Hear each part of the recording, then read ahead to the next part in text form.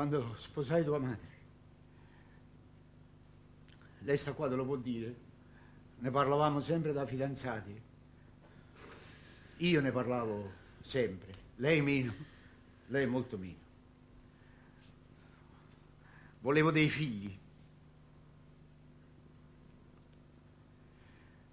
Infatti venisti tu, il maschio.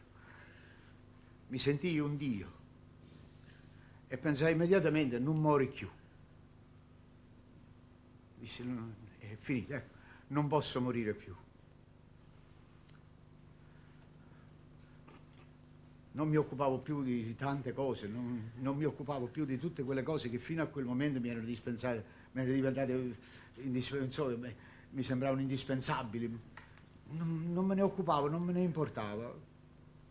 Dicevo, tengono figli, che mi importa, non muori più.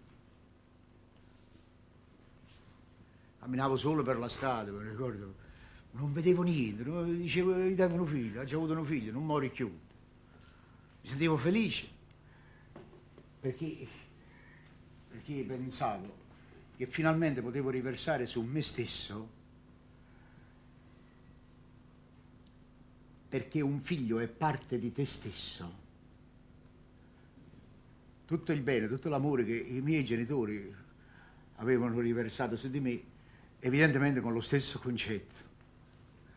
E faticavo una forza ed una capacità di resistenza che facevano meraviglia a me stesso. Dicevo, ma come riesco ad avere tutte queste energie? Diceva, tengono figli, non muori più. Poi venne il periodo delle malattie. Sciocchezze, si capisce, malattie che tutti i ragazzini, i bambini devono avere, ma in quei momenti io, tornando a casa, avevo sempre l'impressione di non trovarti più. E sai quali erano i pensieri che in quel momento mi torturavano? E quello che maggiormente mi dava incubo era quello di pensare